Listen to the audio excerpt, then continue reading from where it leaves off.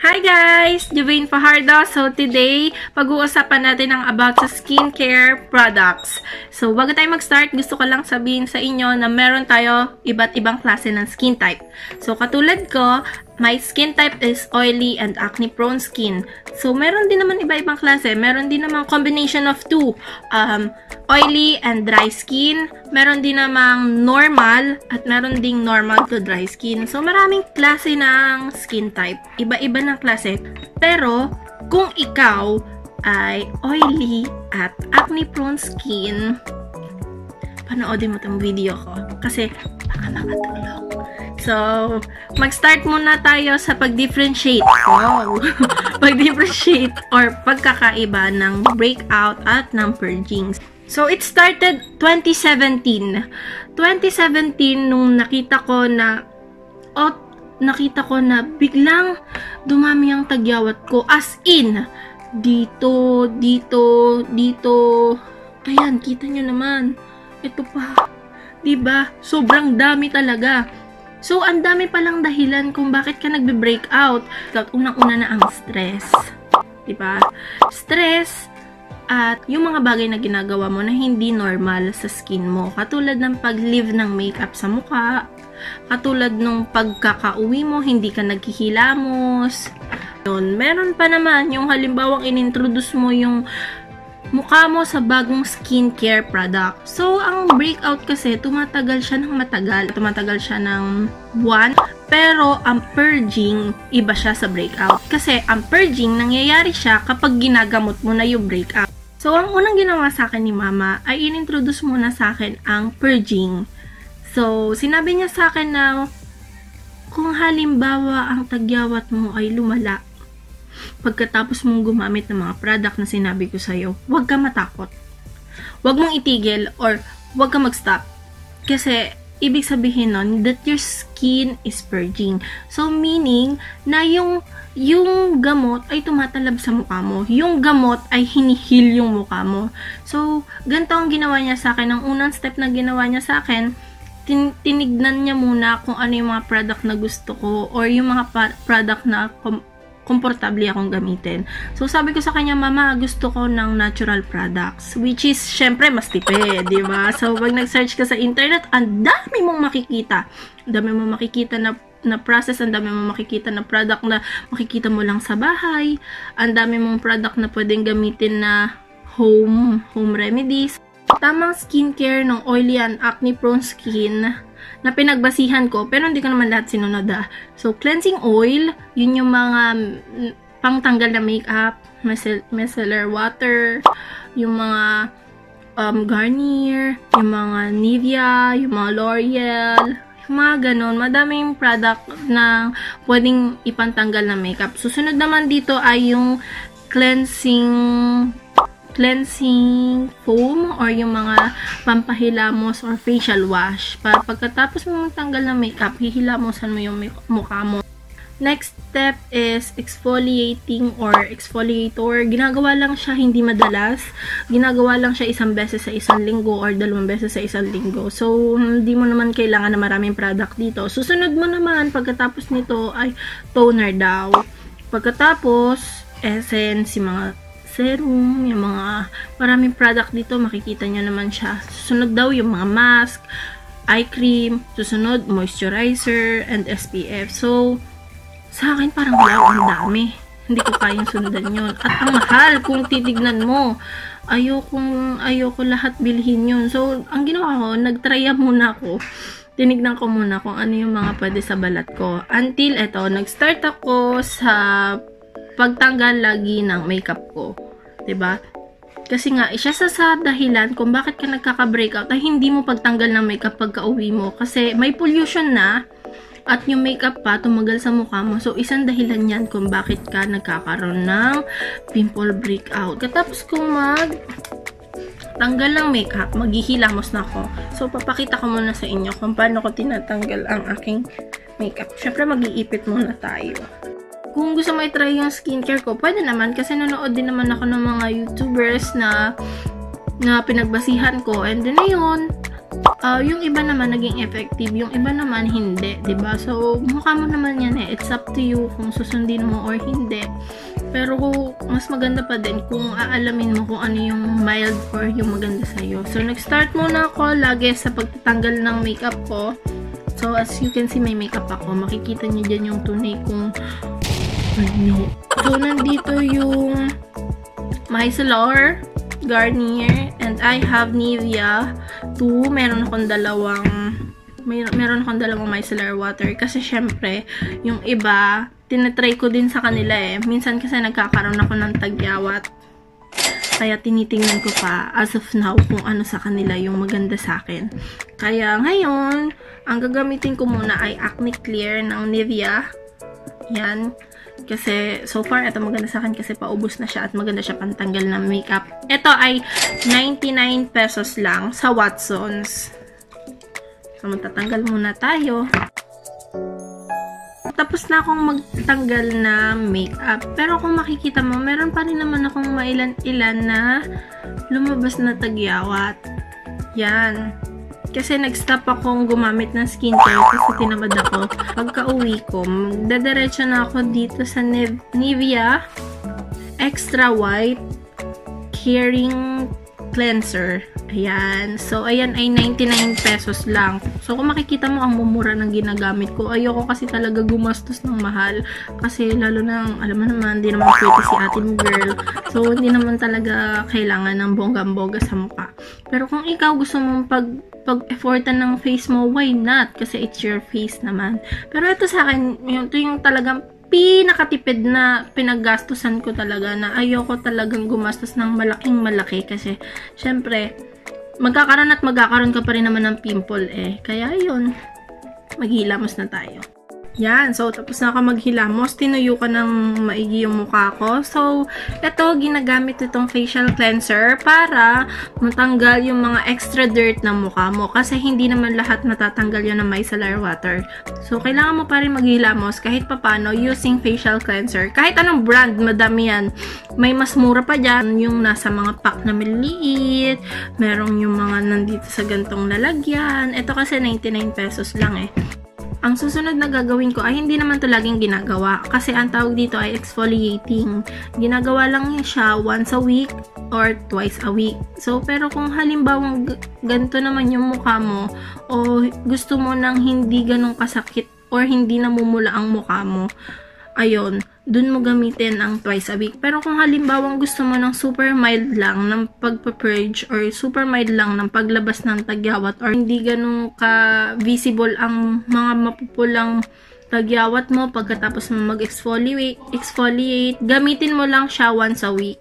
Pero kung halimbawa gusto mo mas mapabilis ang process ng pagtanggal ng mga pimple mo or paglinis ng mukha mo, gamitin mo to twice a week. Pero wag ka nalalampas doon kasi it will make your skin so much dry at mas ninipis siya at mas dadami pa or mamumula siya ng sobra. Kaya wag mo siyang gagamitin ng sobra pa sa isang week or sobra pa ng 3 beses sa isang week. So, ang ginamit ko ay Bentonite Healing Clay Mask na meron dun sa skincare line ko. Makikita mo siya sa page ko. I will just put it here. So, pwede yan. Marami kang product na makikita. Marami kang Bentonite Healing Clay Mask na makikita sa paligid mo. Meron sa Watsons, yung Lux Organics na brand nila. 300 something ata yun. Hindi ko lang alam kung magkano. Indian Healing Clay Mask. Nasa 500 plus siya. Wala pa atang apple cider vinegar yon. Tapos, marami pang ibang brand. Innisfree ata. So, pwede kang bumili kahit saan ito. Pero, ako kasi gusto kong maging resourceful lang. Alangan naman na may product ako, tapos bibili pa ako sa iba. So, ang ginawa ko, every week, isang beses, magaganito ako. Or minsan, sa isang buwan, isang beses sa isang buwan. Kung wala naman akong laging tagyawat. Kasi ito, makakatulong siya para mawala ang tagyawat mo or ma-exfoliate ang mukha mo. So, para ma-renew ang skin mo. Ganun. Creation nito, kung gagamitin mo ay kung 1 tablespoon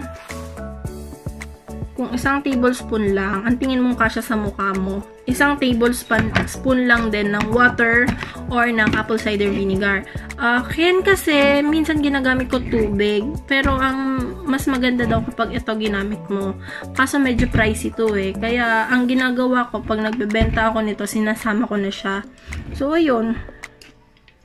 Maglalagay din ako. Kaso nga lang, maasim to. Yan. Kung gaano kadami yung nilagay mo sa bentonite, ganon din kadami yung apple cider vinegar mo. Yan. So, kung makikita mo, nahalo ko na siya. Dapat halong-halo siya.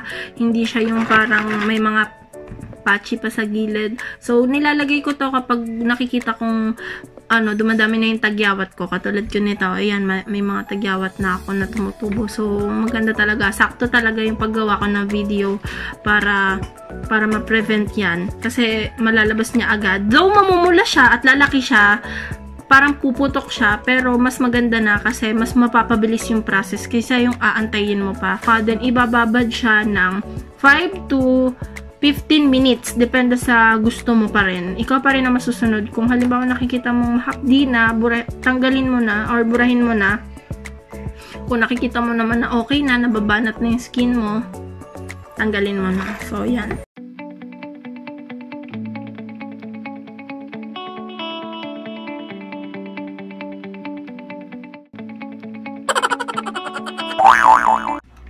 Yan, so, patutuyuin ko na lang siya, then hugasan ko na siya ha.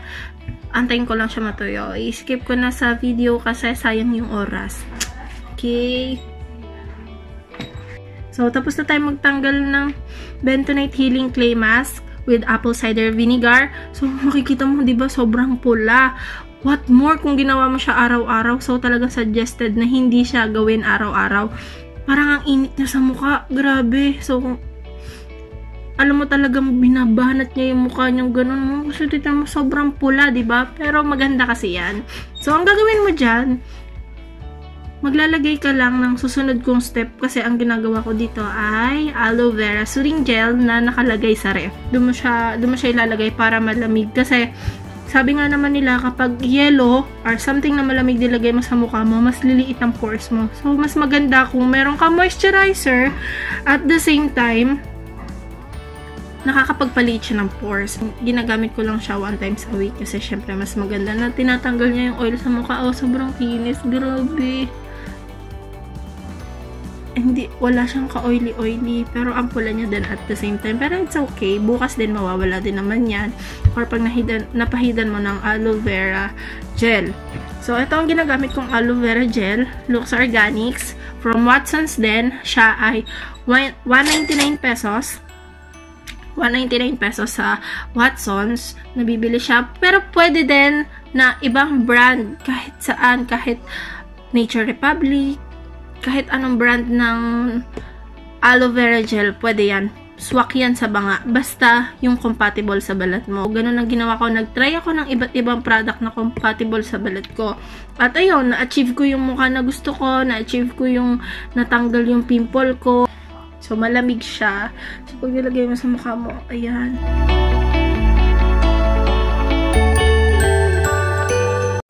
Yan. So, patutuyuin mo lang sa mukha yung aloe vera gel. Hindi mo siya pupunasan or what para mag-zoot sa mukha yung product. So, pagkatapos na, mararamdaman mo na ang gaan sa mukha. Mawawala yung init na galing dun sa bentonite healing clay mask. Pagkatapos ko mag-aloe vera gel, maglalagay na ako ng pimple eraser from Watsons. So, hindi ko alam kung magkano to. Around 180 or 199 ata to. Yun, naglalagay lang ako kasi itong skincare routine ko, ginagawa ko lang bago matulog.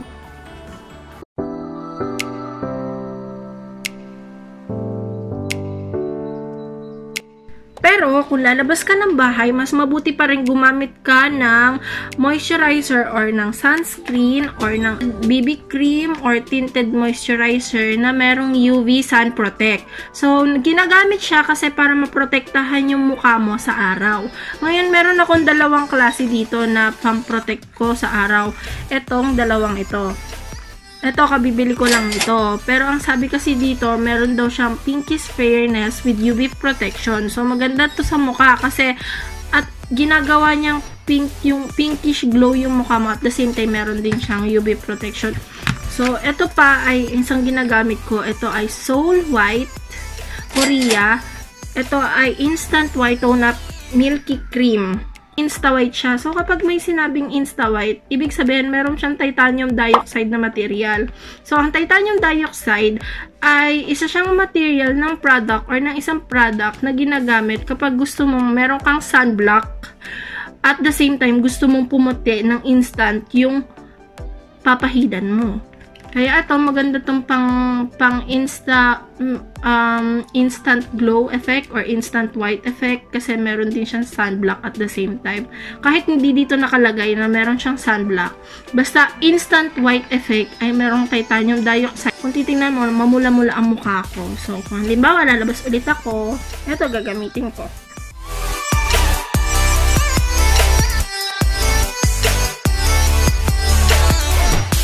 Ayan, so makikita nyo naman yung next video ko na makikita nyo kung ano magiging resulta ng aking face pagkatapos ng magamot ito. Kasi ito naman ay nasa healing process pa. Kasi syempre, kaya niya pinapula ang mukha ko. Nilabas niya lahat ng toxins or ng dumi. Kaya, mas maganda ng umeffect agad siya kaysa yung hindi natin makikita na umeffect siya. Ibig sabihin, effective yung product. So, that's all for today. I will see you on the next video. Dun ko pala i-announce ang aking winner sa mga nag-comment dito. Ang aking next video ay mura at sulit na makeup. So, I hope you like it, guys. And I hope that I help you out. Sana makita nyo ang tamang solusyon sa pagtanggal ng inyong pimple. Doon nyo talaga makikita kung saan mas compatible ang skin nyo. So, that's all. Thank you for watching my video. Please like this video or subscribe to my channel. Tapos, payuhan nyo na din ako kung ano yung mga susunod na videos ko. And then, payuhan nyo na din ako kung ano yung mga other steps para matry ko din. And makita din ng mga kaibigan ko na nagko-comment sa baba kung ano yung mga steps na or tips na pwede nilang gawin para ma-prevent or matanggal ang kanilang acne or acne prone or oily skin. Ayan, maraming salamat po sa panonood and God bless you all, guys.